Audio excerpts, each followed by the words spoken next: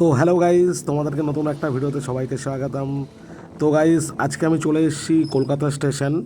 তো এটা খুবই ফেমাস কলকাতা স্টেশন, সবাই চেনো। তো তোমাদেরকে কলকাতা স্টেশনটা আমি একটু দেখাবো। তো গাইস, তোমরা দেখতে পাচ্ছ কলকাতা স্টেশনটা কত ফাঁকা ও কত অন্য অন্য ভিড় ভাড়টা অতটা নেই অন্য অন্য স্টেশনের মতন। তো কলকাতা স্টেশনটা হলো আমাদের ভারতের একটা ইন্টারন্যাশনাল স্টেশন, রেলওয়ে স্টেশন, যেটা পশ্চিমবঙ্গে অবস্থিত। তো কলকাতা শহরের নামে এই স্টেশনটা নামান্তরিত করা। এটা অনেক পুরনো স্টেশন। এটা ইস্টার্ন রেলওয়ের আন্ডারে আসে।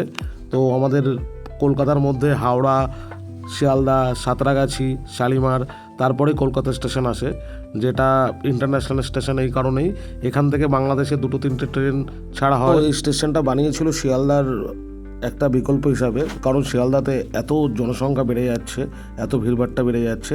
তো এই কারণেই এটা বানানো হয়েছে। তো খুবই একটা সুন্দর স্টেশন, পরিষ্কার পরিচ্ছন্ন, খুবই ক্লিন। আর ভিড়ভাট্টাও তোমরা দেখতে পাবে না এখানে। তো এখান থেকে তোমরা ট্রেন হয়তো কোনো যদি বাইরের স্টেশনে যাও তোমাদের ভালো লাগবে, কারণ অতটা হাওড়া, সাঁতরাগাছি, শিয়ালদার মতো অতটা ভিড়ভাট্টা থাকে না। তো এই কারণেই কলকাতা স্টেশনটা খুবই সুন্দর, খুবই ভালো। আর তোমাদের কেমন লাগে? যদি কলকাতা স্টেশনটা ভালো লাগে তাহলে একটা লাইক করো আর শেয়ার করো।